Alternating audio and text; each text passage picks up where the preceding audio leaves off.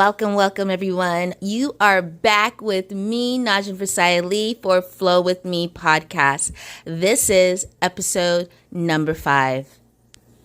Welcome. Come on in, everyone. I'm super excited for this particular podcast. We're going to be speaking on finding yourself after a relationship.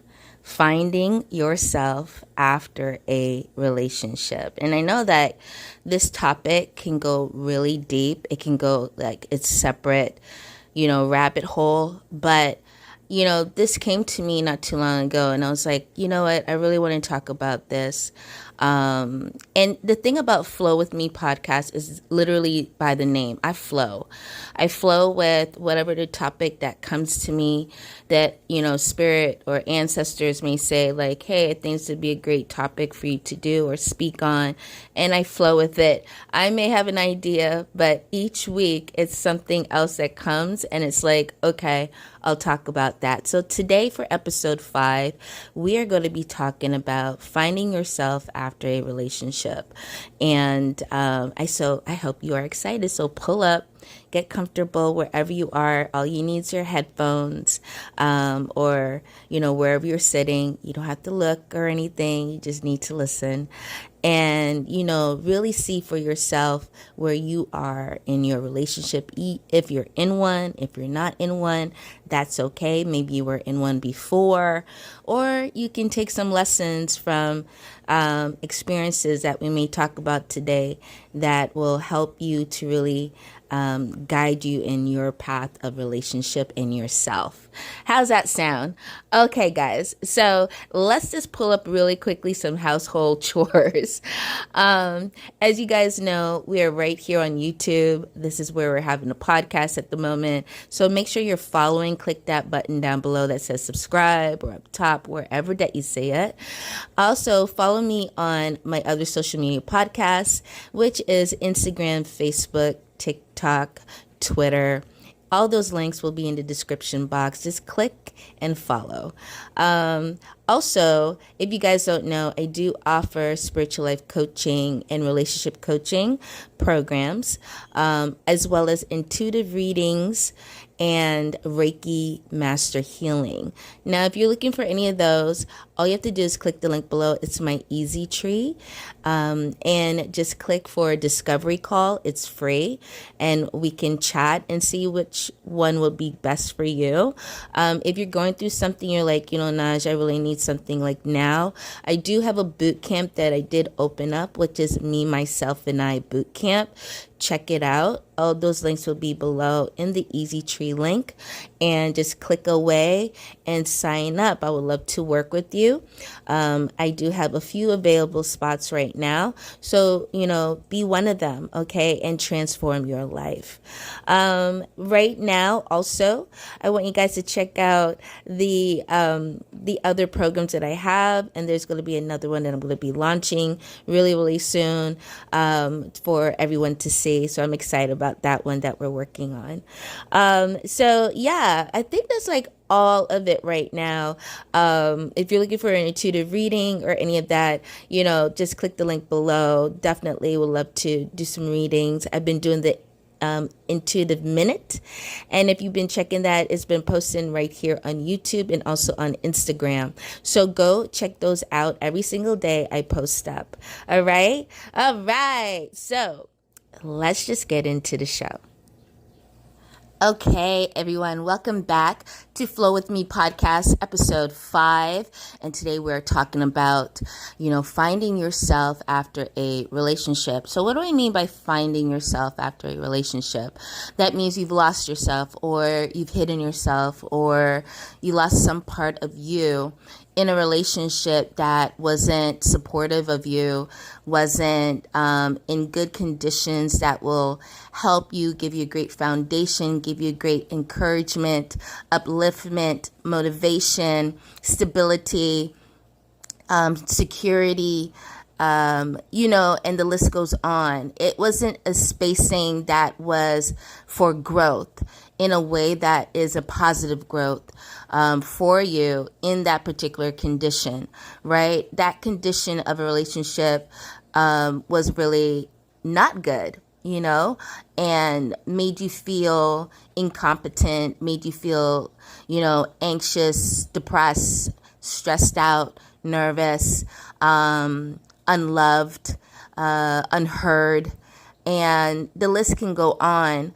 But I can speak of this because I've been in that myself. I've been in relationships where it was not positive. It was not uplifting. It was not conducive for my mental and emotional being, right? And even physical being. There's some of us that have been in relationships where physically it was not a great condition either. And, has really, coming out of it has really changed us. Coming out of us has really given us a different perspective on not only ourselves, but on the other person, whether it's a male or female. Make us see things in a new way, like a new vision, right? And my whole point in this conversation today is finding our own self, because we've given so much of ourselves in the relationship to the point where we didn't hold anything for us. You didn't hold anything that was a resemblance of you, right? Anything that was really powerful for you to say, you know what, my values, my worth is really important to me, even in this relationship.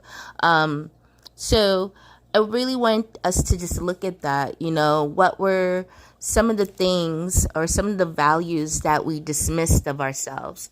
What was some of the worth that we dismissed, that we let go, and why? Why did we let go of those things, those parts of ourselves that's so meaningful and so loving that we chose to put it aside or let it go for this other person? And one thing I can say for my own reality, my own understanding is that I need to be first. It don't matter if I'm in a relationship with another person. I must come first. I must self-care me first. I must take care of me first.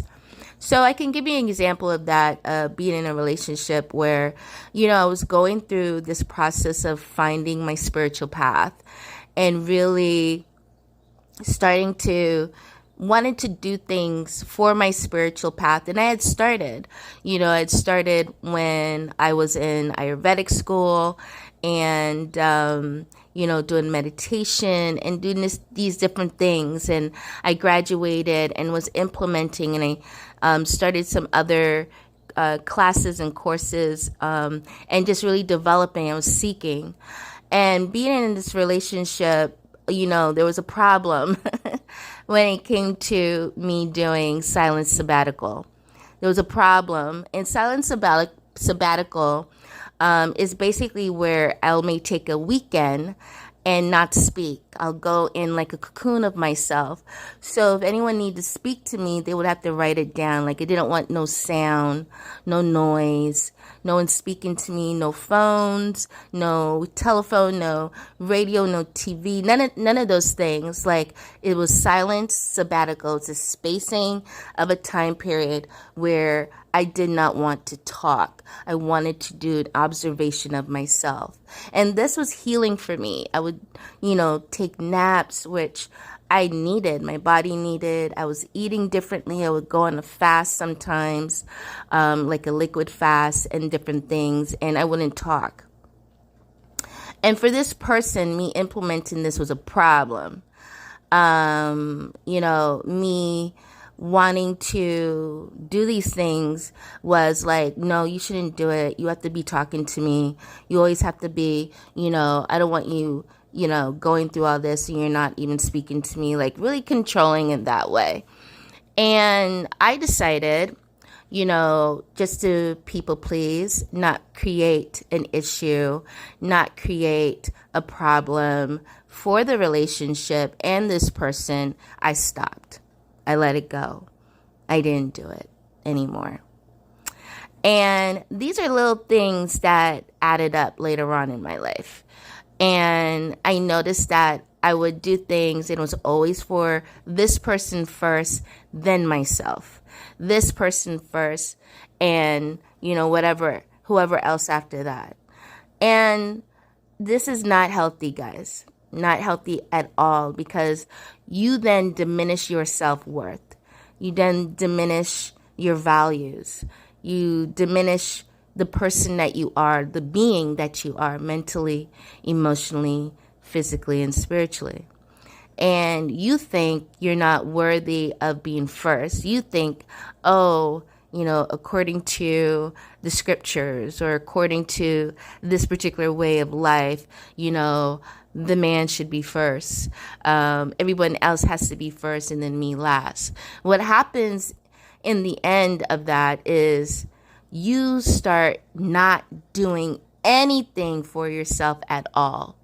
You lose your whole entire being because everybody else must come first.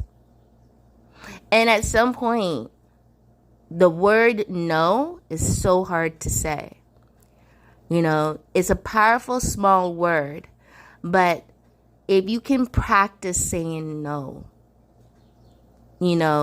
it will change your life around. And what I can say, like with that particular relationship, it took me years because I lost my confidence, my self-esteem, my courage. I lost a lot of things. I was so scared.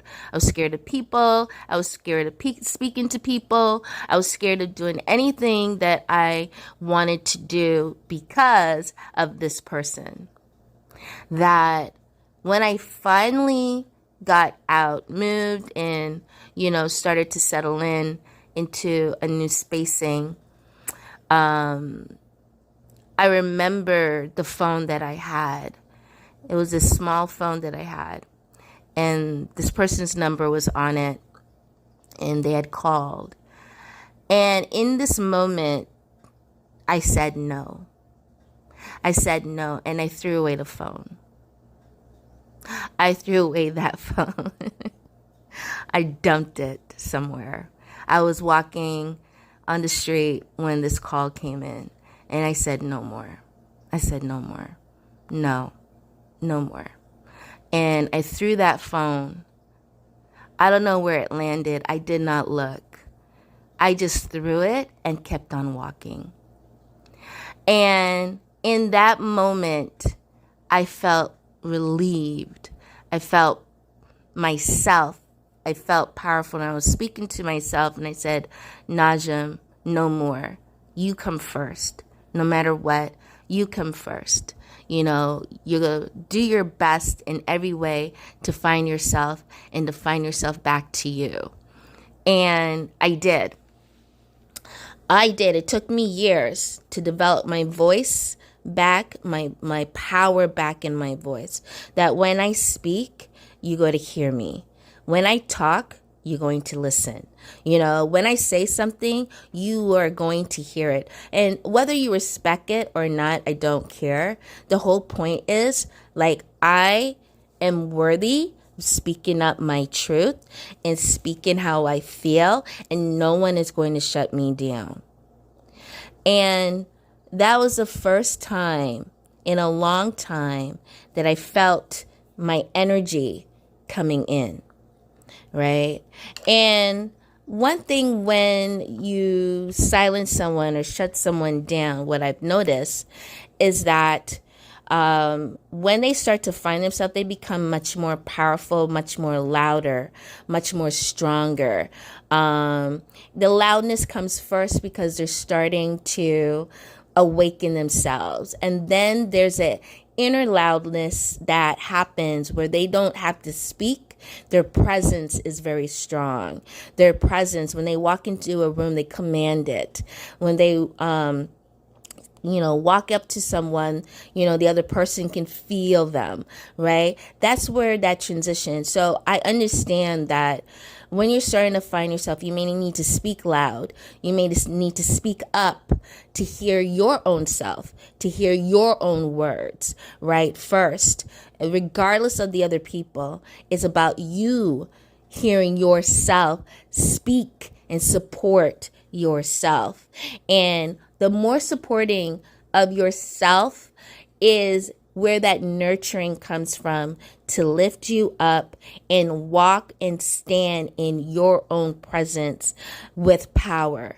And I understand that so strongly because I've lost it and found it in a much more powerful way. A lot of our relationships that we step into are a reflection of what we saw when we were children. And this goes really deep because whatever we saw play out in front of us, it could be our parents, it could be our grandparents, it could be our closest uncles and aunts or step parents, whoever it is. There's a pattern that we see that we pick up. And we're not really understanding or cautious of it until we get older and we look deeper. And for me, I saw that with my parents. My parents argued a lot. My parents did not get along. There was always a bashment. And I did see like my dad was really abusive. And me speaking on this is a bit, I haven't shared with anyone, but these are the things that I saw when I was growing up and how my mom was and what my mom took and what my mom went through as a kid that I saw, and how she mustered the power to do a divorce, and divorce was necessary, and also it showed me even as an adult how certain conversations and certain things that I've seen have continued to play a repeat. I see what they are, and I've experienced it myself. And, and then you see why you've chosen the partners that you have, or the relationships that you've chosen in the past, is because of the software that was running when you were a kid that you picked up on. And you thought this was the way. You thought, how my dad treated my mom or didn't treat my mom and vice versa is the way a relationship should be. And you don't have these particular conversations like that as a 5-year-old. But it's these things, because you're picking up software so quickly, they go into you. And as I got older, I understood these are daddy issues. These are fatherly issues that I've seen, relationship issues I've seen through my parents. And I refuse, I think at this age of where I am now, it's like I refuse to go into a relationship that replicates that. And I understand like that has to be what I'm looking for, what's different, what do I value, what's important, what's worthy. And that means it has to reflect me. And so working on me and loving me is really, really important. And I know and I understand, like, if you're currently in that type of relationship, it's hard to work on yourself completely or 1000% the way you want to be, to nurture yourself and to care for yourself and to really love yourself because you're in the situation. Trust me, I know. It's really hard. But if you can do 1 or 2 things every single day, and one of those things I do is I do a lot of reading. You can use Audible. I do a lot of affirmations. I do a lot of mantras. And I do meditation. Like I have to get outside at least every day and breathe in some clean air, breathe in some wood, some flowers, something, and ground myself into the earth. I got to do that. I got to do it. And the other thing I do, and I don't care, and I've said it, I need a silent sabbatical, and I do it. I do a silent sabbatical, I think, every day now. There's certain time frames during the day where I don't speak.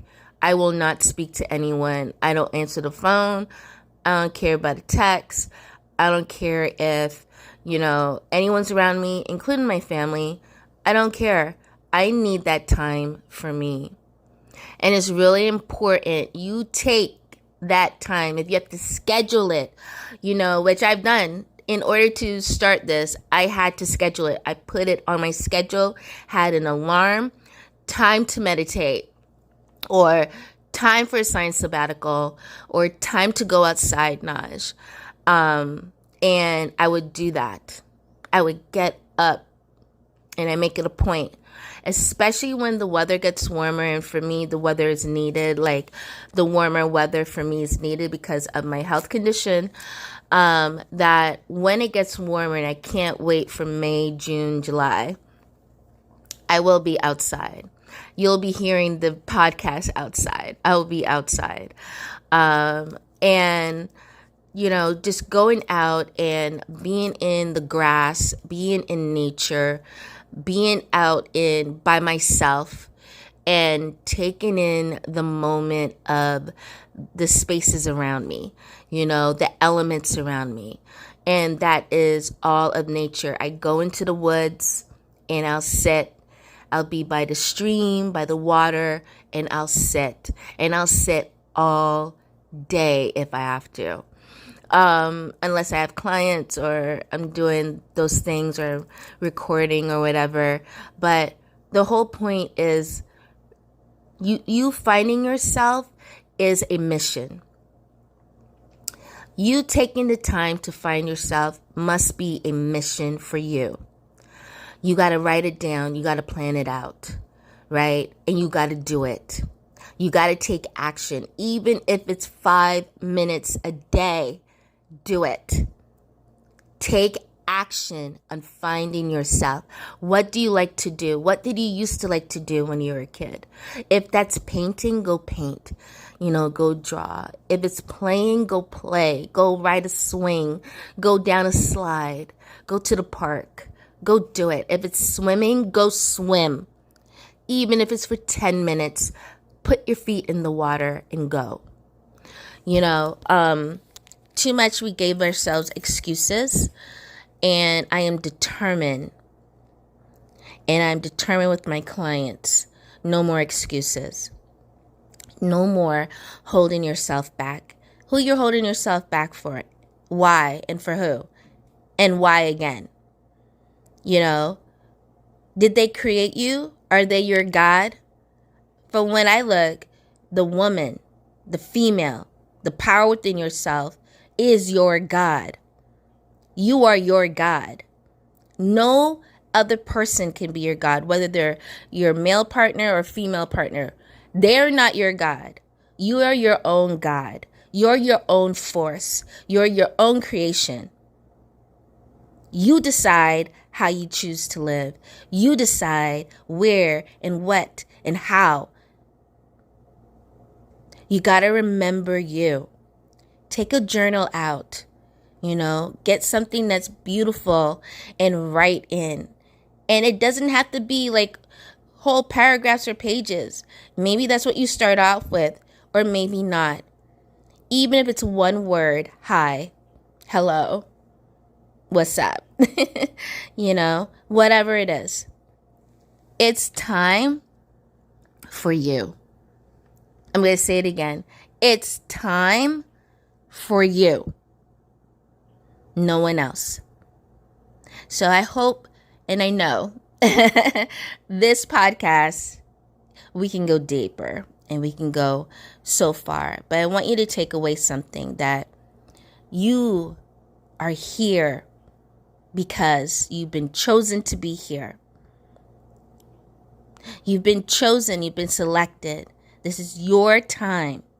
Do not let anyone snuff that out. Start finding yourself back to you. 5 minutes a day. 5 minutes a day. Start. Get outside. Go hug a tree. Sit still. If you're going to cry, cry. It's okay. Crying is healing. Cry it out. If that's the first part of finding yourself, cry. Let it out. And then start implementing a new word, a new phrase to yourself that's positive and uplifting. You know, something that I say every morning is, today's a great day, Naj. Today's a beautiful day, Naj. You're doing awesome, Naj. You're doing wonderful. Everything's going to be okay. Do not worry about a thing. You are going to have a great day. And I'll start with that. And then I'll add to it, and I have my other affirmations and mantras. But I do start with that. And the mantra that I do is Om Namah Shivaya. Om Namah Shivaya. Om Namah Shivaya. And I'll say that for about 108 times. And I'll do that each day. You got to do something to help restructure the nervous system in your body so that you have new ways and new pathways of thinking, new pathways of doing that uplifts the whole being, mentally, emotionally, physically, and spiritually. If you want more of this, guys, check out my links below. And I would love to speak with you further about finding yourself and really becoming the you that you deserve to be, you know, who you've been chosen to be, and finding your way back to that being. And I hope you enjoyed this today. I hope you're able to take away certain things, write them down, utilize them, implement them. And I will see you next week in episode 6. I don't know what we're going to talk about. Let's just leave it at that. The next episode in a couple weeks. But thank you so much for joining. Again, I'm Najaam Phrsia Lee. I'm a spiritual life coach, health wellness consultant, intuitive reader, Reiki master. And I did write a book called K.A.L.I, Kill Anxiety, Live Immensely. It is available everywhere books are sold. And I am your host today for Flow With Me podcast. And I look forward to another podcast with you. Have a beautiful day, and night or day. That's okay. Either way, have a beautiful moment in your life.